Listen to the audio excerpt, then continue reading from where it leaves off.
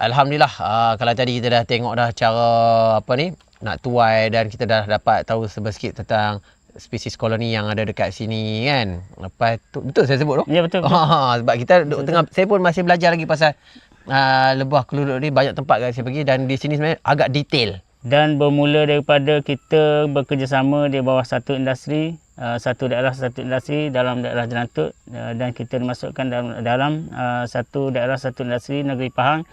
Bermula daripada itulah kita diperkenalkan di bawah agensi yang diberi nama sebagai InScan lah. InScan. Iaitu di bawah Kementerian KUSKOP sendiri. Okey, jadinya bermula daripada kerjasama di situ, alhamdulillah lah kita mula diperkenalkan di peringkat daerah Jelantut sendiri. Kita dibekalkan satu bangunan pusat pengumpulan madu. Oh, kira ada bangunan terus. Ya. Dan di situlah kita bermulanya untuk mendapatkan persijilan halal mesti. Dan kalau tuan-tuan tengok di sinilah, betul, kita ada sijil halal itu. Berbagai peringkat jabatan yang telah disahkan. Alhamdulillah daripada bantuan KUSKOP dan juga InScan dipermudahkan urusan untuk mendapatkan ke semua sijil macam apa mesti, lepas tu halal, gap kan. Dan tuan nak tanya sikit dah. Okay.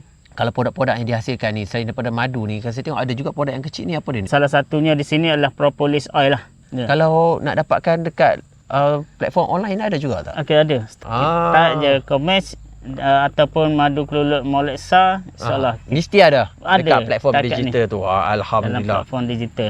Nampak tu. Terima kasih banyak bagi pihak kita Taman Kelulup Jelantut. Mengucapkan jutaan terima kasih yang tidak terhinggalah dengan sokongan yang diberikan, dengan segala kemudahan yang telah dibekalkan kepada kami, serta juga telah memperkenalkan Taman Kelulup Jelantut sendiri. Jangan lupa dapatkan madu daripada Komesh.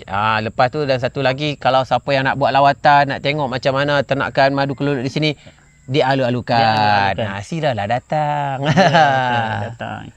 Terima kasih Tan. Okey, sama.